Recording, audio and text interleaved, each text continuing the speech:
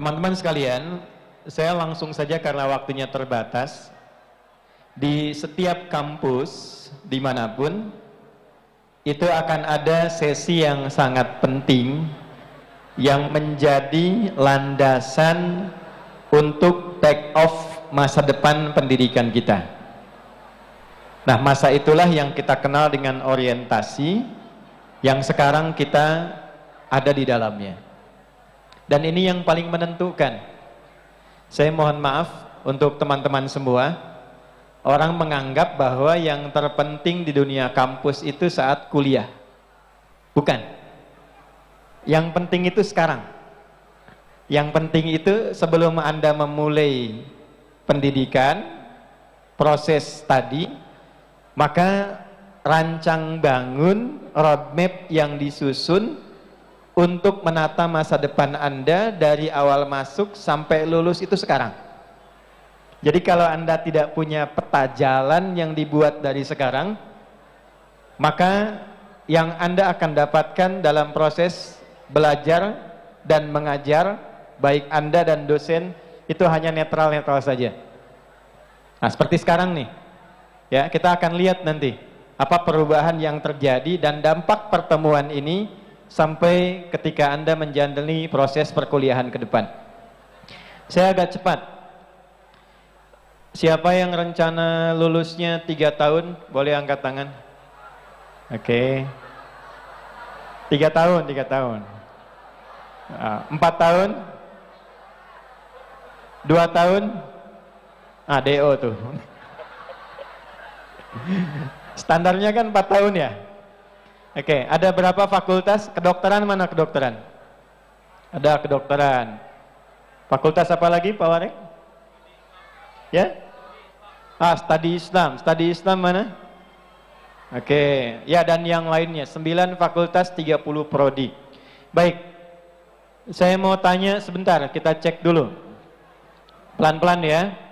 Siapa yang rencana IPK-nya 4? Boleh angkat tangan.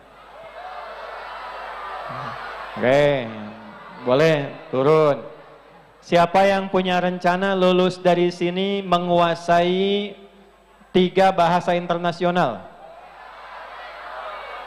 Yakin ya? Tolong kamera disorot tuh, nanti kita masukin catatan tuh. 3 ya? 3. Oke, turunkan. Bahasa Inggris, angkat tangan. Bahasa Arab, Prancis. Comment ça va? Sebab. Oke, baik, turunkan dulu, turunkan.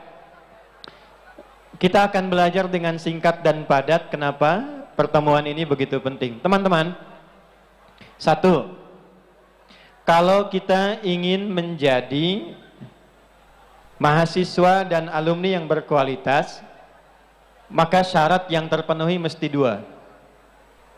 1, ada contoh teladan. Anda mau ikut siapa? Biasanya saat akan masuk itu kita punya sosok keteladanan yang kita siapkan untuk diikuti, ada figur. Yang kedua, ada pedoman. Anda tidak mungkin bisa belajar dengan baik, bisa sukses kalau tidak ada pedoman terbaik yang bisa kita ikuti. Nah, karena sekarang ini bulannya kalau di Islam itu ada bulan lahirnya Nabi, bulan Maulid, maka secara singkatnya tidak ada sosok yang disepakati. Bahkan oleh penulis buku paling terkenal, 100 tokoh berpengaruh di dunia, Michael Itzhart, nomor 1-nya adalah Nabi Muhammad sallallahu alaihi wasallam.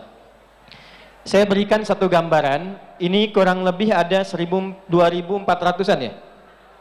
Kurang lebih ya? Yang non-muslim ada? Non-muslim ada, bagus. Yang Kristen ada? Protestan? Hindu? Hindu ada? Buddha? Bagus, berikan tepuk tangan dulu untuk teman-teman semuanya. Baik, kenapa saya tanya? Karena nanti dasar keyakinan, dasar beragama, itu nanti menjadi bagian yang paling penting untuk mensupport nilai intelektual kita. Ini materi penting ya. Saya mengajar di beberapa institusi negara, Dan yang dibutuhkan itu ini. Nih teman-teman, saya mau tanya sebentar. Akal sehat penting nggak? Oke, kalau saya hitung sampai 3, saya berikan challenge, silakan angkat tangan. 1, 2, 3. Oke, Anda maju ke depan. Pinjam mic-nya.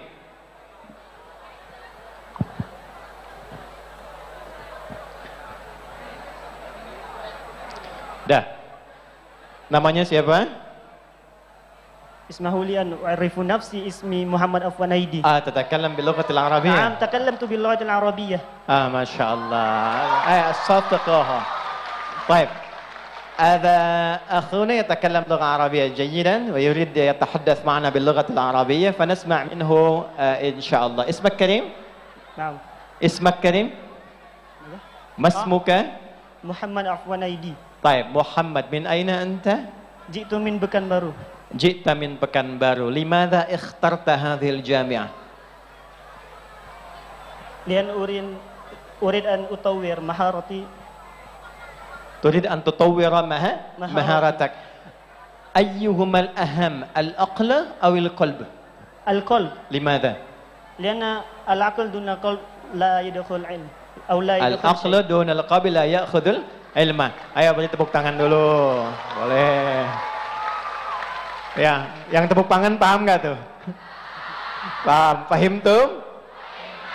Wah, assalamualaikum. Baik. Ini yang teman-teman saya mau tanya sebentar. Oke, Muhammad terima kasih. Kita berikan tepuk tangan sekali lagi. Ya, tolong dicatat ya, 1 juta rupiah. Silakan kembali. Ya. Saya serius. Sebentar.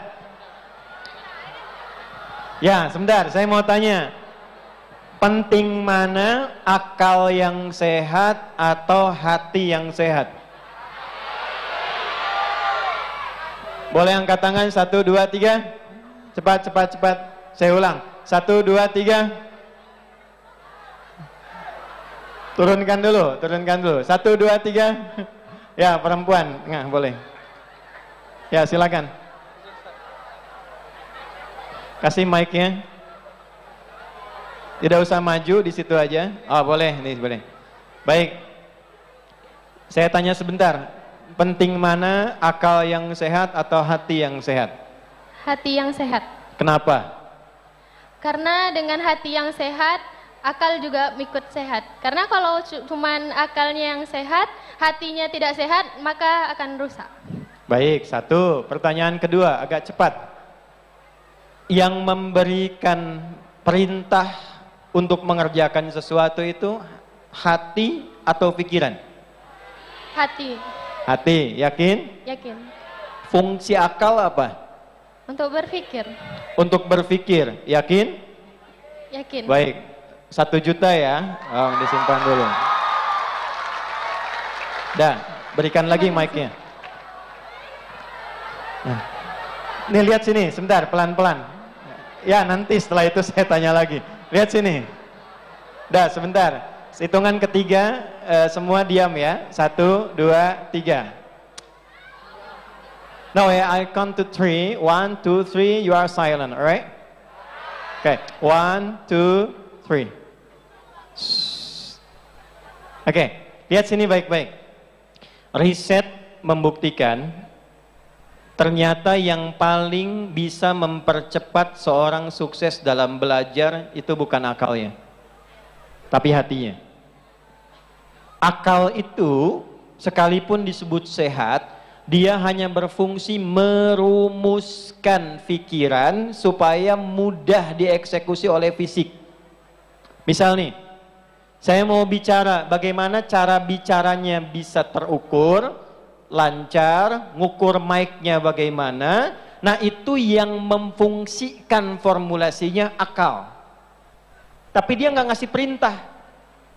Apakah bicaranya baik, bicaranya buruk, dia nggak ngasih perintah. Yang memberikan perintah itu ini, hatinya. Jadi semakin pintar orang, tapi kalau hatinya bermasalah, maka kepintarannya hanya akan digunakan untuk membuat hal-hal yang salah. Tapi kalau hatinya baik, semakin pintar orangnya, maka semua kepintarannya itu akan digunakan pada segala hal yang bermanfaat dan baik. Nah, ada riset yang kedua. Ternyata kecerdasan spiritual itu kalau bisa dieksplor dengan lebih baik, itu bisa menjadi katalis penguat bagi kecerdasan intelektual supaya dia bisa mendapatkan kuantum intelektual. Bisa lompat kepintarannya. Nah, kenapa saya tanya tadi, yang Muslim, yang Kristen, yang Protestan, ya, Katolik, Kristen, kemudian Hindu, Buddha, betapapun Anda berada di satu kampus Universitas Muhammadiyah Riau ini, yang mesti Anda mulai pertama kali bukan bagaimana cara saya bisa meningkatkan kepintaran intelektual, menghafalnya kapan, memulainya kapan, tapi yang paling penting dasar dari awal kita berada di kampus ini, bagaimana bisa meningkatkan nilai spiritual kita, sehingga dengan itu bisa mempercepat nilai-nilai intelektual kita. Ini saya tawarkan, kalau Anda bisa jawab, ini hadiahnya lebih besar, 5 juta rupiah. Saya serius ya. Undang-Undang Pendidikan nomor 20 tahun 2003, itu cluenya. Angkat tangan. Undang-Undang Pendidikan, Undang-Undang Sisdiknas nomor 20 tahun 2003. Itu cluenya, nggak usah buka Google. Angkat tangan.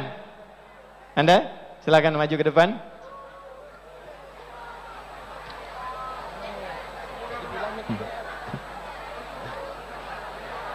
Oke, nama siapa? Muhammad As'ad. Muhammad As'ad. Pakai mic-nya. Di fakultas apa? Ilmu komunikasi. Komunikasi. Oke, beri tepuk tangan dulu. Asal dari mana? Pekanbaru. Pekanbaru. Saya cuma minta tolong bacakan poin menimbang nomor 2. Banyak, Ustaz. Banyak. Pilih salah satu, boleh. Kita turunkan pelan-pelan. Apa tujuan dari pendidikan? Mencerdaskan kehidupan bangsa. Baik, apa lagi? 2. Oke, poin. Berikan tepuk tangan dulu. Sekali. Ya, karena sudah maju, sudah bagus, dan sudah ambil poinnya. 500.000 ya. Silakan kembali ya. Oke. Coba lihat teman-teman. Lihat. Enggak, saya menghargai angkat tangan, maju ke depan, dan itu nanti poinnya. Kita belum mulai, kita hanya pengenalan dulu nih. Lihat baik-baik. Undang-Undang Dasar 1945 mengamanatkan pemerintah menyelenggarakan, mengusahakan satu sistem pendidikan nasional yang meningkatkan keimanan dan ketakwaan pada Tuhan Yang Maha Esa serta akhlak mulia. Itu dari 5 poin menimbang A sampai E, Anda buka yang poin B. Nomor 1-nya, peran terbesar yang pertama kali diamanatkan undang-undang itu bukan membuat bagaimana caranya Anda jadi pintar, bukan. Yang pertama itu bagaimana caranya Anda menjadi baik, meningkatkan keimanan dan ketakwaan pada Tuhan Yang Maha Esa. Baik dulu. Sebab kalau Anda jadi pintar tapi tidak baik, alih-alih menjadi orang bermanfaat, kepintaran Anda berpotensi digunakan untuk merusak. Saya mau tanya gini, di Indonesia sekarang ahli hukum banyak tidak? Kenapa hukumnya tidak tertib? Yang pintar banyak, yang baiknya sedikit. Ahli ekonomi banyak enggak? Begawan ekonomi kita bahkan diminta oleh Singapura, diminta oleh negara lain. Kita punya banyak ahli di bidang ekonomi. Kenapa tidak kuat? Karena yang belum kita temukan yang baiknya.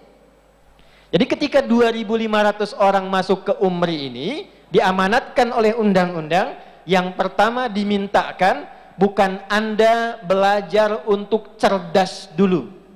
Tapi yang pertama dimintakan bagaimana Anda menyiapkan diri untuk meningkatkan iman dan takwa sehingga kuat secara spiritualitas dulu. Itu rahasia pertama. Baru mencerdaskan kehidupan bangsa. Setelah saya riset, ternyata ada korelasi orang yang cerdas spiritualnya itu akan membantu intelektualnya meningkat minimal 3 kali lipat dari kecerdasan orang biasa. Yuk kita cek ya. Ini saya fokus ke yang muslim dulu ya. Ya, saya baca juga, saya punya koleksi Bible di rumah dengan segala versi dan terbitan. Saya punya koleksi dulu yang Talmud dan seterusnya. Ya, saya mulai dengan yang muslim sebentar. Siapa tokoh yang paling berpengaruh dalam Islam? Gak usah angkat tangan, jawab aja, ini gak ada hadiahnya. Siapa? Nabi Muhammad. Siapa orang paling hebat menurut kita muslim yang kita kenal? Nabi Muhammad. Siapa orang paling cerdas yang menurut kita kenal? Oke, titip simpan poinnya satu itu, Nabi Muhammad. Banyak orang lupa, Nabi itu diutus bukan sekedar menjadi seorang Nabi dan Rasul mengajarkan risalah Islam, tapi di antara poin terbesarnya adalah membimbing manusia supaya cerdas. Saya ulang ya. Membimbing manusia supaya cerdas. Itulah sebabnya kenapa diutusnya bukan di Romawi. Anda lihat, di masa itu Romawi kan punya kekaisaran. Lalu ada Persia di sampingnya. Kalau sekarang Amerika, Tiongkok. Nabi tidak diutus di Romawi, tidak diturunkan di Persia, tapi yang dipilih itu wilayah Mekah, lembah, jauh dari peradaban, orangnya kebanyakan khatam kriminal. Anda bayangkan, yang mabuk khatam. Gak banyak orang tahu di era itu, orang pemula mabuk itu mabuknya 5 kali, itu pemula. Kebayangkan profesional bagaimana? Pemula 5 kali. Zina, khatam. Mencuri, khatam. Tiba-tiba datang seorang sosok Nabi Muhammad, membimbing masyarakatnya. Ini rahasianya, kenapa yang dipilih yang terbelakang, ingin menunjukkan kepada kita, ini inti risalahnya. Anda bisa bayangkan, tiba-tiba orang yang terbelakang ini, tidak ada peradaban, bisa bangkit, memberikan pengaruh ke dunia, memberikan sinar, dan menjadi jembatan peradaban hingga di barat saat ini. Ternyata setelah diriset, apa yang dibawa Nabi Muhammad salah satunya adalah petunjuk membentuk ciri manusia dengan tingkat intelektualitas yang tinggi. Yuk kita mulai masuk ke Quran sebentar. Ini yang mau saya tunjukkan kepada adik-adik, khususnya yang muslim. Kenapa Anda sekarang punya pelajaran khusus, dikerjasamakan dengan kami di Jakarta, untuk membentuk manusia Quran, ini saya berikan pengantarnya. Ternyata salah satu yang diajarkan oleh Nabi, untuk membentuk generasi emas yang berpengaruh pada dunia itu adalah kurikulum yang langsung diturunkan oleh Allah kepada beliau sallallahu alaihi wasallam. Saya mau tanya sebentar. Kitabnya Nabi Musa apa? Kitabnya Nabi Isa apa? Nabi Daud apa? Nabi Muhammad apa? Al-Quran itu bukan hanya kitab bacaan, tapi kurikulum kehidupan. Di dalamnya ada 6.236 ayat. Ada topik-topik, di antara topik yang paling penting yang terkait dengan kebutuhan Anda sekarang adalah topik pengetahuan. Anda keluarkan topik itu, maka Anda menjadi terbaik di zamannya, dan tersukses di setiap bidang yang bisa Anda pilih dan Anda tekuni. Yuk kita keluarkan, kita cek pelan-pelan. Siapa yang hafal Quran boleh angkat tangan, yang muslim. Angkat tangan.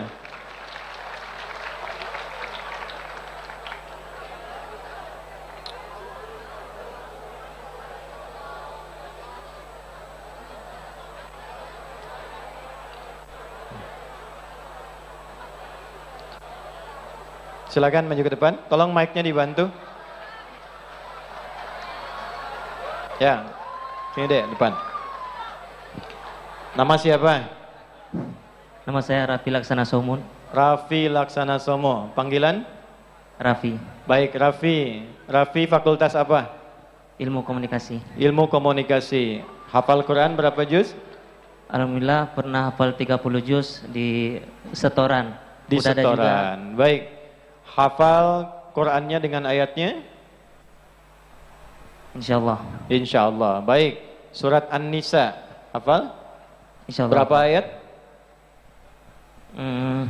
Berapa ada di pikiran? Oh, baik. Enggak, jumlah An-Nisa berapa ayat semuanya? 200-an lebih. 200, pilih. 175 apa 174? Awalnya lupa Ustaz. Kalau diingatkan insyaallah. Baik. Nah, bukan 175, bukan 174 tapi 176 ya. Baik, saya minta yang 174. Ya ayyuhan nasu qad ja'akum burhanum mir rabbikum. A'udzu billahi minasy syaithanir rajim. Ya ayyuhan nasu qad ja'akum burhanum mir rabbikum wa anzalna ilaikum nuran mubina. Baik, mundur ke belakang Al-Baqarah 185. Syahrul Ramadan. شهر رمضان الذي أنزل فيه القرآن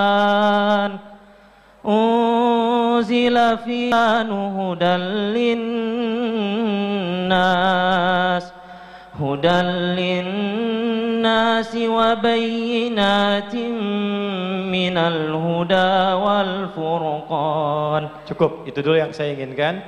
Anda mahasiswa baru ya? Baik, boleh gunakan mic-nya?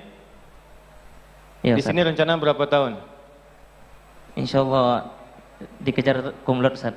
Dikejar kumlot. Baik, beri tepuk tangan dulu. Ya. Beasiswa atau bayar? Alhamdulillah beasiswa Ustaz. Beasiswa. Sampai full? Full. Sampai selesai? Sampai selesai. S1 aja apa S2 juga? S1. S1. Baik. Ya, kita beri tepuk tangan dulu ya. S1 rencana mau berapa tahun? 3,5 tahun. 3,5 tahun. 3,5 berarti 12 kali 3,5. Berapa hasilnya? Berapa bulan? 42 bulan. Ya kan? Tolong ya, setiap bulannya dapat beasiswa 1 juta rupiah. Ya, silakan kembali. Ya, setiap bulan ya. Ya, cukup dulu. Dimulai dari bulan depan ya, tolong dicatat namanya. Karena dari kampusnya sudah gratis. Yuk lihat baik-baik sini. Saya mau cepat ya teman-teman. Nanti yang mau saya katakan, nanti yang muslim kenapa ada program dengan Quran, ini yang mau saya sampaikan pada Anda semua. Dan waktu kita hanya sedikit. 1, lihat sini. Allah mensifati Quran dengan nur. Wa anzalna ilaikum nuran mubina. Dan saya turunkan bersamaan dengan turunnya Muhammad, itu ada cahaya yang dibawa oleh Nabi yang menerangi semua bagian kehidupan kita. Apa fungsi cahaya? Menyinari, menghilangkan yang gelap, menyingkap yang terang. Di antara yang disebut dengan cahaya, itu sepakat salah satunya dari ulama, sepakat di antara maknanya adalah pengetahuan. Ilmu disebut dengan cahaya karena ilmu itu bisa menyingkap sesuatu yang tadinya gelap. Anda tidak tahu gelap, ada ilmu jadi terang. Anda tidak mengerti gelap, ada ilmu menjadi paham. Maka ketika Quran disebut dengan nur, bagian dari isi Quran itu di dalamnya ada petunjuk-petunjuk untuk meningkatkan dan menguatkan nilai pengetahuan kita. Nah, inilah yang ketika dikeluarkan oleh ulama, disimpulkan setidaknya di Al-Baqarah ayat 185 yang tadi adik kita bacakan. Lihat baik-baik. 1. Syahrul Ramadan alladzi unzila fihil Qur'an hudan linnas. Quran diturunkan di bulan Ramadan, istimewa. Tapi kebanyakan orang nggak tahu keistimewaannya. Tahunya cuma untuk baca aja. Jadi muslim yang baik baca Quran, mulai dari Iqra supaya bisa baca. A fata a, fa fata fa, lam doma u, lu, apa lu, kan? Iqra baca. Nah, itu bukan poinnya. Poinnya itu paham isinya, paham petunjuknya, pakai sesuai kebutuhan kita. Ternyata di antara ayat-ayat itu ada ayat yang isinya tentang pengetahuan yang kalau kita bisa terapkan dalam hidup, satu, bayyinatim, kita akan punya kemampuan untuk menjelaskan apapun yang ditugaskan kepada kita. Apapun yang ini Anda ketahui. Kemudian Furqan, Anda punya kemampuan untuk selalu menganalisis sehingga bisa membedakan mana yang baik, mana yang buruk, mana yang benar, mana yang salah, apa yang jadi kebutuhan Anda, apa yang bukan jadi kebutuhan Anda. Disinilah kemudian dirinci di ayat lain ditemukan rumus 5K. Inilah yang saya harap Anda bawa saat nanti Anda belajar di kampus secara formal. Ada berapa? 5 apa namanya? Sebelah sini, 5 apa namanya? Sini, 5 apa namanya? Kurang kencang, 5 apa? Yang ini 5 apa? Percepat. K1 kritis. Apa namanya? Ingat baik-baik adik-adik ya. Saya mengajar di Indonesia, saya mengajar di luar Indonesia. Kita punya asosiasi 20 negara. Di Amerika, di Kanada, di Jepang. Saya ngajar di Belanda, kita ngajar di Den Haag, di Utrecht. Yang mau saya katakan bukan tempat mengajarnya. Sedunia sekarang sepakat bahwa yang dibutuhkan manusia di era abad 21 itu inilah 5K ini. Dan ini Anda tidak akan dapatkan ketika keluar kampus. Anda hanya akan dapatkan ketika Anda ada di kampus. Ini roadmap kita. K pertama, kritis. Selalu berusaha menjadi mahasiswa yang kritis. Mahasiswi yang kritis. Mohon maaf, jangan menjadi mahasiswa yang hanya menerima pengetahuan apa adanya, datang ke kelas, duduk paling belakang, gak pernah nanya, titip absen, besok ujian, pinjem catatan teman, ikut dan selesai. Itu bukan tipikal yang diinginkan menuju generasi emas. Pastikan semua apa yang Anda pelajari, Anda punya sifat kritis, tidak paham, tanyakan. Jangan pernah Anda masuk kelas dan keluar kelas dalam suasana yang sama. Apa bedanya Anda masuk dengan keluar kelas? Masuk kelas Anda tidak tahu, keluar kelas Anda tahu. Tidak mungkin Anda mendapatkan pengetahuan baru kalau Anda tidak punya sifat kritis. Ya, setiap Anda tidak memahami sesuatu, tanyakan. Kalau perlu tanyakan sesuatu yang jarang biasa orang tanyakan. Ini bagian pertama. Kalimat saya mungkin sekarang terdengar biasa, tapi ini yang akan menentukan Anda 4 tahun ke depan, 3 tahun ke depan, dan apakah Anda diwisuda dalam keadaan mahasiswa terhormat dengan prestasi tinggi atau orang biasa-biasa saja. Ingat, satu, upayakan kritis dalam setiap mata kuliah untuk memastikan semua yang kita pelajari dipahami dengan baik. Satu. Dua, kreatif. Apa namanya? Baik, saya berikan gambaran pertama dari Quran. Semua nabi yang diutus untuk menjadi rasul, itu semua mencontohkan sikap kritis. Dan sifat kritis ini hebatnya mengantarkan pada sifat kreatif. Tahu Nabi Ibrahim? Saya ulang, tahu Nabi Ibrahim? Saya tanya, yang bisa jawab, jawabannya 3 juta rupiah. Oke? Ya, tarik napas dulu. Pertanyaan besarnya, sikap kritis apa dari Nabi Ibrahim yang pernah disampaikan kepada Allah secara langsung? Saya hitung sampai 3 nih. Ya. Beri tepuk tangan.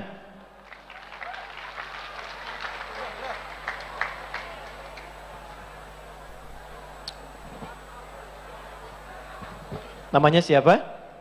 Mulkia Zikri dari Fakultas Ilmu Komputer, Prodi Teknik Informatika. Oke, Zikri, langsung saja. Hafal Quran berapa juz? Cuman juz 30, Ustaz. Juz 30, baik. Sikap kritis Nabi Ibrahim yang pernah ditampilkan oleh Quran dan ini langsung disampaikan kepada Allah. Silakan. Sikap kritisnya yaitu pada saat Nabi Ibrahim itu bermimpi ketika dia itu Sebentar ya, ini cash nih langsung nih. Ketika dia ingin menyembelih Ismail, pada saat itu dia sebenarnya bimbang juga ingin menyembelih anaknya yang sudah lama ia dambakan. Tapi karena memang itulah perintah dari atas langsung, secara logika itu juga Tuhan. Sikap kritisnya Pak? Siap kritisnya memerintah. Baik, kita jeda sebentar, adzan berkumandang. Tapi saya berikan bocoran, ini jawabannya sedikit agak melebar, tapi nggak apa-apa, dapat 10% jadi 300.000 rupiah. Silakan kembali, kita dengar adzan sebentar ya.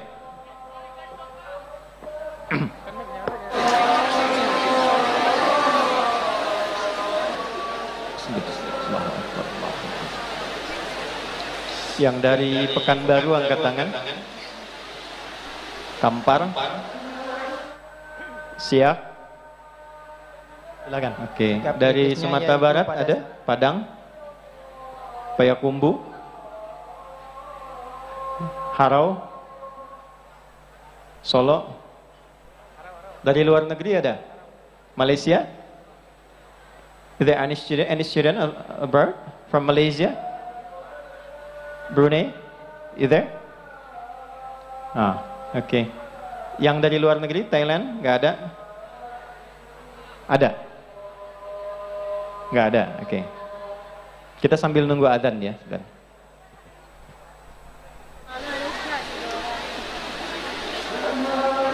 Soran, ini jawabannya sedikit agak melebar, tapi nggak.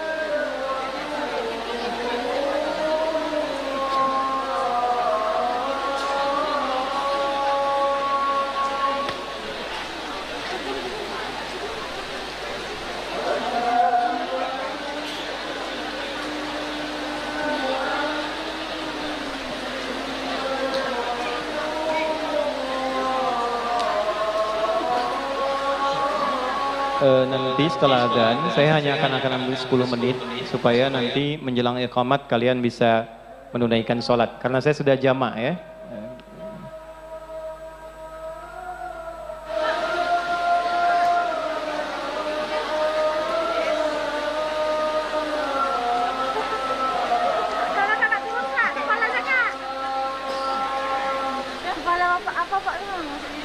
Jalan-jalan untuk aja.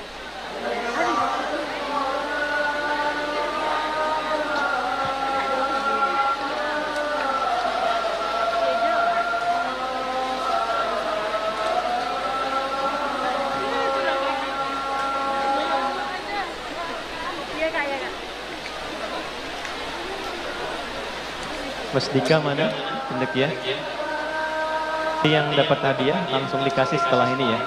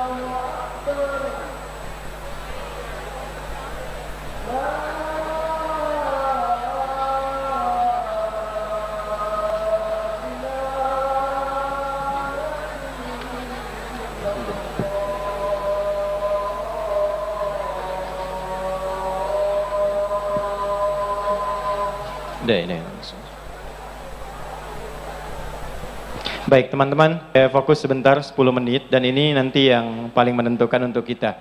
Oke, yang saya maksud bukan Quran surat As-Saffat ayat 102 sampai 109. Yang saya maksud Al-Baqarah ayat 260. Nabi Ibrahim itu nabi, rasul. Tahu Allah itu sang pencipta. Allah itu segalanya.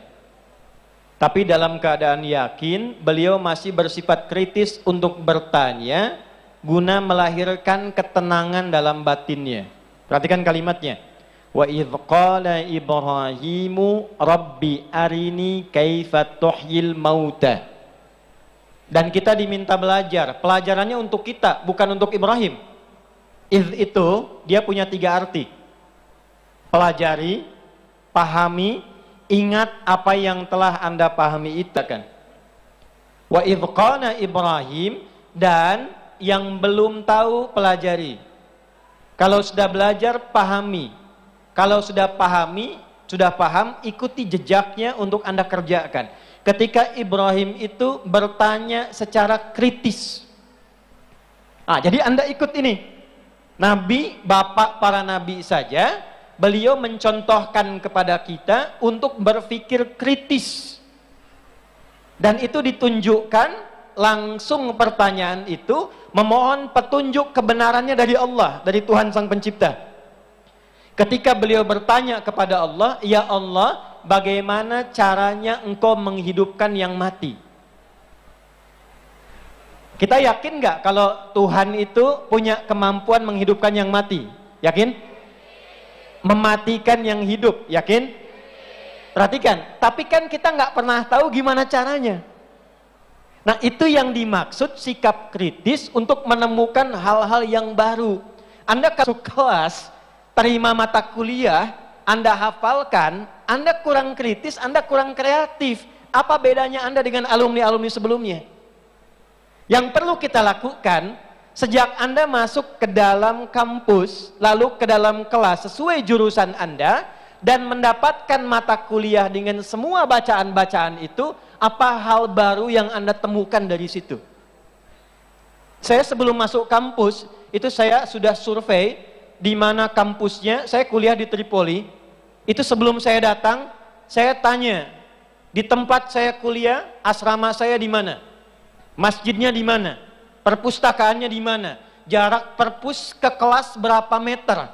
Saya masuk jam berapa? Istirahat jam berapa? Itu saya manfaatkan sampai masuk ke dalam perpustakaan. Itu peta perpustakaan sudah ada di kepala hari pertama saya masuk kampus.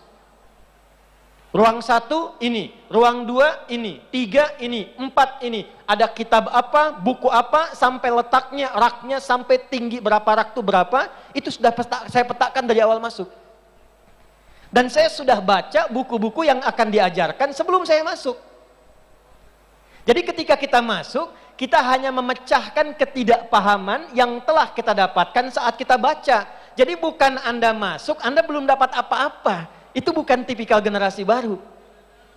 Jadi kalau sekarang Anda datang di orientasi ini dan bersiap masuk kampus, tapi mental Anda hanya sekedar datang, duduk, terima pengajaran, setelah itu pulang, Anda tidak akan pernah menjadi generasi emas yang siap membawa bangsa ini terbang tinggi.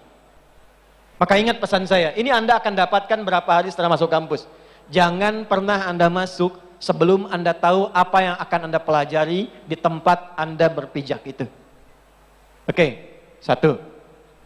2, saya agak cepat ya, karena waktu kita cuma sebentar. Usahakan sedapat mungkin, karena sekarang masanya sudah berubah. Dulu cuma sekitaran Riau dengan Sumatera, Riau ke Jawa. Sekarang teman-teman, Anda bikin status saat ini di sini, yang mengakses sudah orang Amerika, yang mengakses sudah dari Timur Tengah, yang mengakses sudah dari Asia Timur, bahkan ke jauh. Karena itu saya berharap dari sekarang Anda tolong bikin roadmap Anda. Salah satunya cantumkan, jangan dibikin sekarang ya, tapi dibikin nanti untuk 4 tahun ke depan paling sedikit, jangka pendek. Setelah Anda lulus 4 tahun ke depan, 1, kalau menguasai materi kuliah itu sudah kewajiban. Tapi yang saya ingin katakan, bagaimana Anda mengembangkan hasil belajar Anda supaya Anda bisa berperan dalam kehidupan lokal dan global. Maka salah satunya, mohon punya target kuasai bahasa internasional. Saya ulangi, kuasai bahasa apa? Awas, ada beda antara bahasa asing dengan bahasa internasional, itu beda. Kalau bahasa asing, bahasa yang asing di telinga Anda, sehingga dengan itu Anda ingin mengenalnya. Yang bisa bahasa Sunda di sini siapa?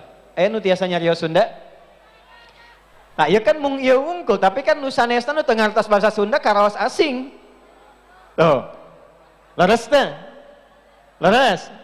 Ya, bagi yang tahu bahasa Sunda tidak asing, tapi yang tidak mengenal bahasa Sunda itu menjadi bahasa asing. Anda yang dari Sumatera pengen kenal bahasa Jawa karena asing, itu bahasa asing. Tapi apakah itu menjadi bahasa pergaulan sesuai dengan target-target kita? Saya mohon selain bahasa lokal dari tempat Anda berada, upayakan coba sekarang, karena sekarang dunianya kecil, Anda tuliskan bergaulnya akan kemana, cita-citanya apa, 4 tahun dari sekarang Anda akan berada di mana, sedang mengisi apa, sedang mengerjakan apa, nulis jurnal di mana, berperan sebagai apa, di tempat mana, keluarkan bahasa yang sedang Anda tuju 4 tahun ke depan.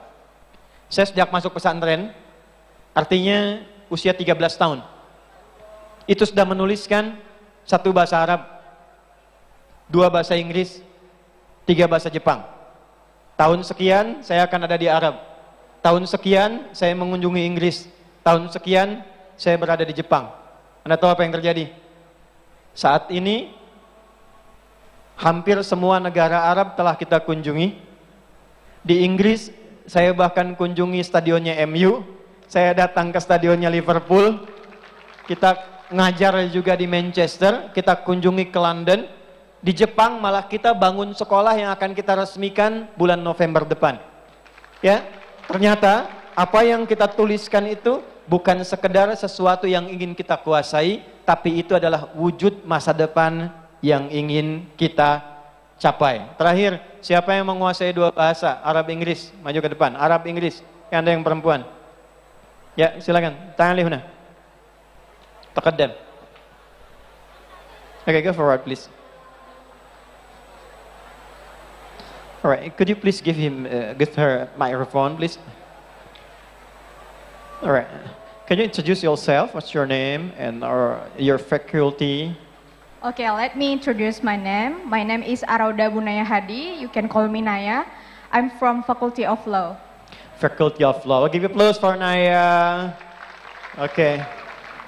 Okay, Naya, what is your own future and how you prepare? How do you prepare for your own future?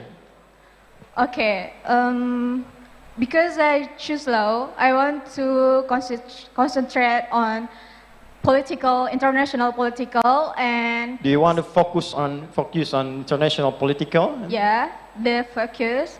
And also, I have a plan to take TOEFL and IELTS to pass MSEB or MBKM. After you graduated from this university, do you expect also to continue your study abroad, for example? Yes, I have a plan to Which take country do you scholarship choose? To South Korea or Turkey. South Korea. Yeah. Why South Korea? Why don't you choose, for example, England or America or Canada? Because I need environment who really focus on their future. And how do you know there's a lot of environment in South Korea? I have some friends from there. Oh, you have some friends from Korea. They support me to raise my dream. Okay, give applause for Naya. Yeah, it's appreciate. It's honor for me to discuss with you. And we have also a special gift for you, 5 million rupiah. All right. Do you also speak another language beside English? Yes, in Arabic, but just a little. A little bit Arabic. Yeah. كيف حالك؟ أنا بخير. بخير الحمد لله. لأن اخترت أنت يعني في شعبة الحكم لكي تستطيع أن تعودي إلى البلاد وتواصل إلى كوريا الجنوبية هكذا؟ Too difficult. Too difficult to answer, right? I think you have to improve your language for the future. So during your living here in the university, add your capability in language to train yourself to speak Arabic well, yeah, as well as you speak in English, right? Yeah. أنا أرجو منك أن تتعلمي أيضا اللغة العربية كما تحدثت اللغة الإنجليزية وتستطيعين في المستقبل أن تسهم ليس فقط في الخارج لكن هنا في إندونيسيا في الشؤون القانونية. فهمتي؟ لا. Oke, silakan kembali ya. Berikan tepuk tangan 5 juta untuk Naya. Oke. Teman-teman, saya pengen lebih ya. Pengen lebih. Saya belajar. Sampai hari ini saya belajar. Saya belajar bahasa Jepang. Genki desu ka? Watashi wa Indonesiano adi desu. Ya, saya belajar bahasa Prancis. Comment ça va? Ça va bien? Edam. Baik ya. Itu yang ingin saya sampaikan terakhir. Bagi yang dapat hadiah, kita akhiri. Tolong yang tadi saya dapat apresiasi, maju ke depan, boleh? Saya mau berikan cash. 1, 2, 3, silakan. Tadi yang dapat hadiah, siapa saja? Maju ke depan. 1. Mana lagi? 2, 3. 1 lagi. Yang cash langsung sudah ya? Ya, Anda. Mana lagi? Silakan. Bagi 2 aja. Sebagian di sini, sebagian di sana. Mas Fadil, sudah siap?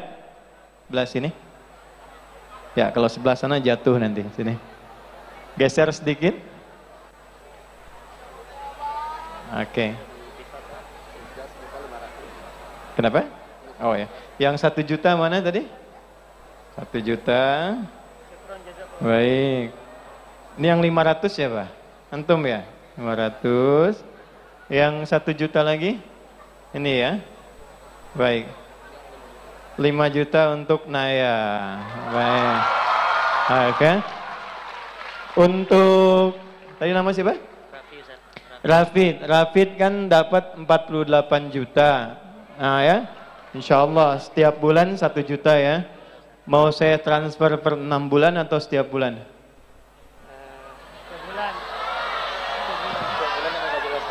Setiap bulan. Ibu ada? Ayah ada? Coba minjem mic-nya. Mic-nya pinjem. Ini saya cuma mau tanya, ibu ada nggak? Ada Ustaz. Ayah ada nggak? Ada. Pertanyaan saya cuma satu, kalau saya mau kasih pilihan, dapat 48 juta atau ngasih hadiah ibu dan ayah umroh?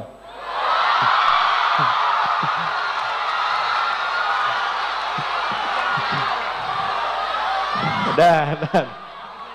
Kasih hadiah untuk orang tua Ustaz. Dia umroh ya? Tapi resikonya nggak dapat per bulan. Nggak apa-apa, yakin? Oke, ya berikan tepuk tangan. Ya, terima kasih untuk Rafid. Hadiahnya diganti ya. Mas, mana staf saya? Diganti ya. Hadiahnya umroh untuk kedua orang tuanya. Ya, dah. Plus 48 juta tetap ya. Oke. Ayo silakan kembali ke tempat masing-masing. Makasih ya. Silakan appreciate for all of you. Thank you. Boleh, silakan. Langsung aja, langsung. Langsung aja. Gini aja. Nah, kita gini aja. Nah, terima kasih. Baik. Terima kasih teman-teman untuk pertemuan hari ini. Mudah-mudahan semuanya baik, sehat, dan kompak. Saya mau minta satu, yang Katolik mana? Katolik. Katolik, boleh ke depan. Kristen, Protestan? Boleh? Oh, sisi sini ya, gantian, sisi sini. Nggak boleh. Oke, di bawah ya. Atau maju boleh. Saya maju. Hindu mana? Nggak ada. Buddha? Nggak ada, yang lain, sudah. Oke, saya cuma minta satu aja ya. Nama siapa? Maria Kristina Mutibaria. Oke, Maria. Satu lagi? Desri Sukurniata Lombanua. Desti, kemudian? Ananda Patricia. Ananda Patricia, saya panggil Tia ya. Oke, Nanda, oke. Maria, masing-masing satu-satu sebutkan satu ayat dalam kitabnya aja. Satu ayat aja. Oke. Maria? Satu aja. Aku aja. Ya? Aku. Bebas. Oke, kita pindah dulu. Yohanes 3 ayat 16, beginilah bunyi firman Tuhan. Ya. Karena begitu besar kasih Allah akan dunia ini, maka ia mengaruniakan anaknya yang tunggal, Ya. supaya orang yang percaya kepadanya tidak binasa, melainkan beroleh hidup yang kekal. Amin. Baik, terima kasih. Nah, yang orang Islam tahu nggak ayat Quran terkait dengan Isa atau Yesus Kristus? Quran surah 19, suratnya Maryam, di ayat ke-31. Siapa yang hafal? 5 juta. Tidak, siapa yang hafal?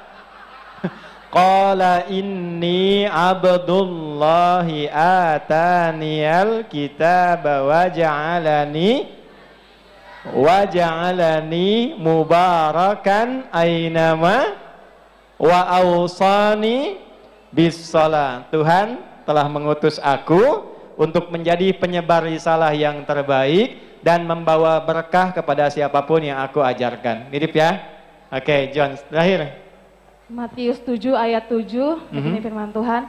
Mintalah maka kamu akan diberikan, carilah maka kamu akan mendapatkan, ketoklah pintu maka akan dibukakan bagimu. Baik, ulangi sekali lagi pelan-pelan. Matius 7 ayat 7, Oke. mintalah maka akan diberikan kepadamu, carilah maka kamu akan mendapatkan, ketoklah maka pintu akan dibukakan bagimu. Baik, kira-kira tahu nggak di Quran ada yang ayat mirip seperti ini? Quran surah kedua ayat 186. Wa idza sa'alaka ibadi anni fa inni qarib ujibu da'watad da'i idza falyastajibu wal yu'minu la'allahum. Kalau kamu butuh apapun, mintalah kepadaku, maka aku akan kabulkan dan berikan jawaban kepadamu seperti yang kau inginkan. Maka yakinlah kepadaku, aku berikan petunjuk kepadamu untuk memudahkan urusanmu. Mirip ya? Karena itu saya mau katakan, kenapa saya tanya, saya ingin tegaskan dari Umri, kita ingin memberikan inspirasi toleransi beragama yang tinggi. Bahwa perbedaan keyakinan itu tidak menghalangi kita untuk semangat belajar, membangun hubungan baik, dan bekerja sama untuk mensukseskan kampus kita, demi negeri kita, dan demi kesatuan negara Republik Indonesia yang kita cintai. Sepakat? Oke, masing-masing 1 juta rupiah ya. Oke, terima kasih banyak. Silakan sama-sama. Silakan kembali. Tolong disiapkan ya. Oke teman-teman, terima kasih untuk pertemuan hari ini. Very proud to be part of this university, and thank you for attention. Ana farihun wa sa'id jiddan bi an akuna udwan min hadhihi al-jami'ah al-mubarakah, wa syukran lakum ala husni ihtimamikum. Syukran, thank you. Assalamualaikum warahmatullahi wabarakatuh.